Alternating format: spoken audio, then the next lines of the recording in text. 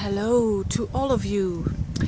This is, I hope, a short video. I don't know how I'm going to make this short, but I'll do my best. And the scenery here you're seeing is Ghent, and I'm always a bit of especially during the weekends, when the weather is quite well, I pretend that I'm a tourist in my own city. You know, and I always see new things. It's very strange. I always see new things. Having said that, I wanted to talk about the energies that are going on at the moment, and that's a hand. And I want to talk about, in particular, Jupiter in Virgo and Mars in Scorpio, and trust. I wanted to talk about that as well. Now, I think one of the big, huge problems of our society these days is the issue with trust. I read a book of Veerle of Borderline Times, and he said that this society is having a borderline crisis, and that is all about not trusting. And whether you are a Belgian, whether you are an American, whether you are from whatever country, even an Italian, maybe an Italian woman or an Italian guy, do you trust the politics? Do you trust? It's very difficult, and especially there's the elections in America. There is a very huge important day that is coming up on the 23rd of June that will decide if Great Britain stays or leaves the EU. These are times that history is written, I think, and there's a football as well, and there's people. I don't like that. This is the thing. I lose my focus when people are around and staring. Oh, they're laughing. Okay, I can continue. So that's why I'm not doing videos outside. I get distracted so easily. I guess so easily. What's going on? What's going on? Curious Virgo trait. Now, what was I saying? Yes, so it's difficult to find trust these days, but it's very important to gain it back. How can I do this with? Yeah. To gain back trust and to gain back power. And how do we do that? Well, I think you're certainly not doing that by listening on YouTube channels and the pros. And for instance, if we take the EU, you know, the Brexit thing going on, there are videos that you can watch. It's like propaganda at times. I think it's propaganda. It's so mind control. It's sometimes people that are saying this is very good to stay in the EU because they think it is like that, and sometimes even the contrast. It's just all the same. The people who are who want to exit the EU, for Britain to do so, they don't really have critical facts and figures. They just say, oh, it's very bad because the EU sucks, or something like that. Now, for Jupiter in Virgo, that doesn't do it. I mean, the Jupiter in Virgo energy at this time is you gain your belief and you gain trust when you have facts and figures. When you have, for instance, let's take the example of the if someone is pro-Brexit, you could say that someone has facts and figures while saying, look, this amount of money is going from Great Britain to the EU, and that is a lot. And is that that's a fact. You cannot you cannot twist that. The same for pros. There will be facts. There will be facts, but very little to find. Very difficult to find. So I think we all need to have that discernment and to not mislead ourselves. Why do I say this? Because Jupiter is in tension with Saturn and with Neptune. So Neptune is disillusion, Neptune is deceit. So a lot of information is just not right. And so again, that Jupiter in Virgo, it wants the truth, it wants to find, it wants to dig together with Mars and Scorpio. I mean, the combination of Virgo and Scorpio is the Sherlock Holmes. It wants to know everything and it wants the truth. But the thing is, which is stressful, it's not easy to find it in the way that is about facts and figures. So so people will have to rely on their own gut feeling. Mars in Scorpio. Mars in Scorpio is all about what do you feel, and then you base your actions upon that. I think the moon is then on that day of the 23rd of June. The moon is in Aquarius, so people will hopefully be analytical and make the right choice. But so the thing is your alignment with yourself and with others. I think that is really important. That is something that I just wanted to say. I wish you a good election day, and see you soon. A bit of Belgian stress just a couple of minutes ago because it started to rain heavily. Now we can continue inside, and the last thing I wanted to do was just to give some charts, astrological charts that I had a look at last couple of weeks with students. Actually, it was this, a lot of students asked me, why don't you just make a video about these charts? But the thing is, we had lots of discussions even with what chart are we going to take, what chart are we going to look at to know about this European Union and the continuation, how that will work out.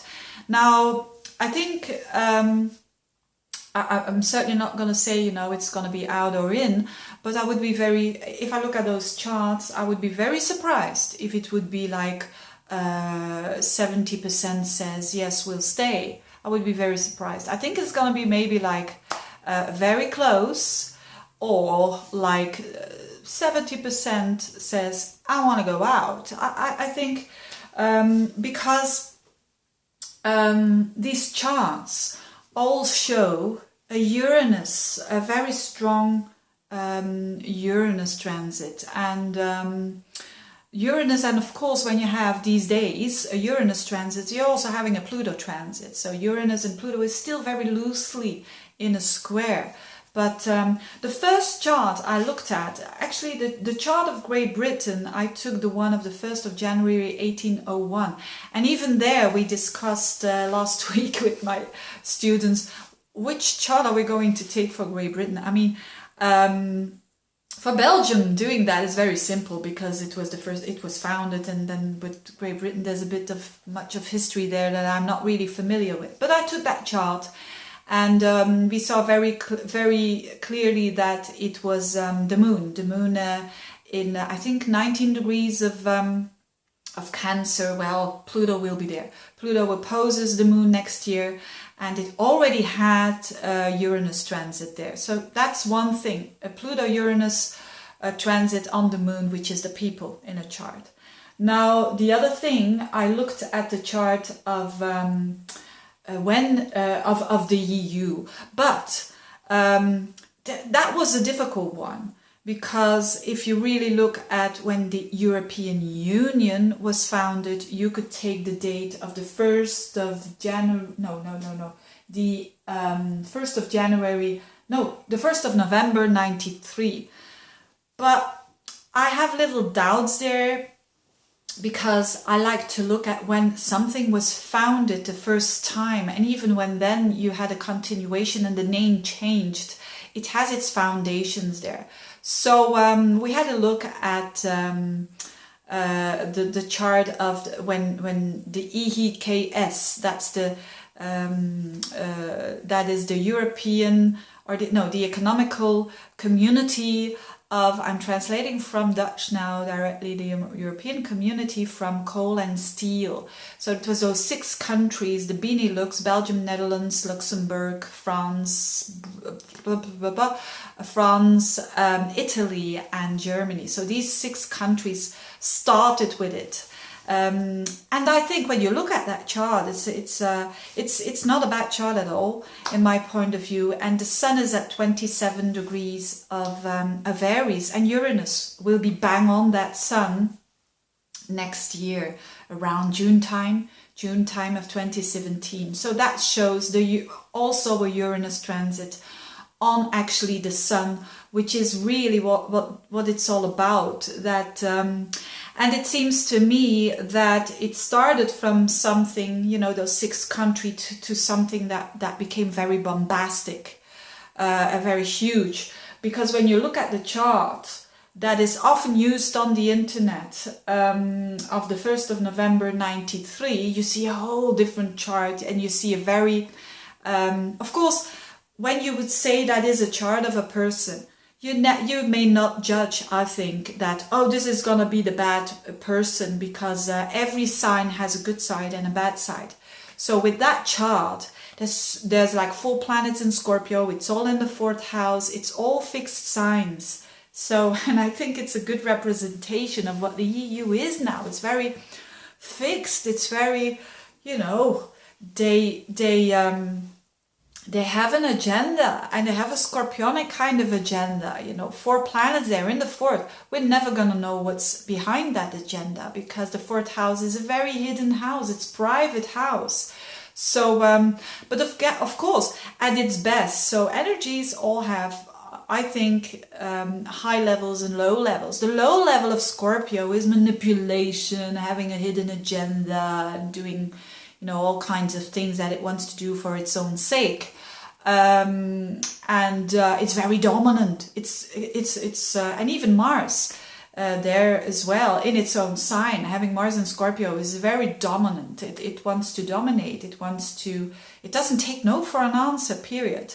But on a high level, that can be someone, for instance, who is really strong, and therefore an example for other people to be strong, and the healing capacity, you could say, because I think Scorpio is a sign of healing. But do you see that in the EU at the moment? I'm not quite sure about that. So it does show a very different chart. It does show very, very dark, intense chart. Again, a person with all those planets can be a very interesting, good fellow or woman or whatever, but it's what you do with it, with that energy, isn't it? So you can use it the wrong way, or you can use it the right way. Now, the thing about that chart is that you could say that chart as having the Mars return. So Mars is in Scorpio at the very end, and it opposes the moon in Taurus, also at the end of the degrees. So, and actually on the day of the elections, on the 23rd of June, Mars will be stationary. You know, it will be very, very crucial moment, and it's bang on that natal Mars-Moon opposition. So it's like, no matter what the outcome is, they will feel powerful. You know, it's that kind of attitude. Because Mars return is all about a new beginning. It's all about a new beginning and a new. So they change their attitude, but also the strategy, or how do you say that? So so that's that for that chart. I also wanted to look, of course, because this is a relationship, isn't it, between the Great Britain as a country and between the EU. I wanted to have a look at when did Great Britain went into the EU and when that relationship started. And that started on the 18th of... No, that's another date. That's another... You know, I don't know, all these dates. It's very confusing. It's very confusing. The date was the 1st of January 73. So I looked at that chart, and it's Uranus return. It's the not return. It's the midlife, as they call it. You know, if it would have been a person, you could say this person is in the midlife. So this relationship is a bit in a midlife crisis, because Uranus on that day in 73 was bang on 27 degrees of or 23 degrees of Libra. So and now it's at 23 degrees of Aries, just the opposition. So yeah, if any relationship who has that transit, doesn't mean to say, oh, the relationship is gonna end. No, it means the relationship will shift. No matter what, it will shift, and there's a new. So it doesn't really matter if they stay or not. it's making a huge turn in attitude, and it's making a huge shift in how they will interact with each other. It has to. Not the business as usual with Uranus transit. So so you see a lot of Uranus, and so that's a testimony for big changes. Again, we're doing astrology. I think it would be, if you would have a person here, it would be wrong to say, yeah, you're gonna split up. So deliberately, I'm not saying this, that they are going, you know, to divorce. Let's put it that way. But there are big chances that it will happen. But the thing is, it's already dead. You could say with you, it's already dead. Unless they transform it into something new, unless there is a transformation, which is Pluto. And the people of Great Britain are under big transformation with Pluto opposing their moon. That is like, you know, emotional crisis going on, you could say. But they want to be real, and they want authenticity. And so ultimately they will get that. I believe that always with Pluto transits, you're not having that just to stir things up. No, it's to get a better future. So so yeah, that was a big mixture of many charts, but I hope it's just giving a bit of insight. But to the British people, I hope they use the energy of Jupiter in Virgo, the discernment, and the Mars in Scorpio. What do you really, really feel about this? Your gut feeling. So it's the combination of that gut feeling of knowing what your truth is, and also about the connection with the divine and the connection with, you know, common sense, discernment. Jupiter in Virgo is common sense. Use your common sense. Use, you know, all these common words that are associated with Great Britain. Common sense, commonwealth, common. I'm looking for another word. What is it? Common purpose. Another common law. So it's using that, and yeah, but it's a difficult decision to make with these energies. Very difficult decision to make, and squares always means that things go forward, and I think it will have a huge effect afterwards. Then in September time we will have eclipses again, and I think with Mars and Saturn going forwards in Sagittarius, we will have new hope, and hopefully, for that the few people have hope again and have trust again. Also with themselves, and of course with the divine, which is, believe me, it's not because I'm an astrologer that, you know, everything for me is going all right. I have my questions with myself and the divine a lot, especially with the divine, because I have Pluto in my 9th house, so sometimes it's like a battle. But every now and then a battle needs to be made to strengthen something, so let's hope that will happen. Thank you so much for watching. I wish you all the best. And the monthly horoscopes, yes, they either will be very soon, or they either will be at the very end of the month, because I want to have some vacation. So having said that, thank you so much for watching, and have a good time. Bye-bye.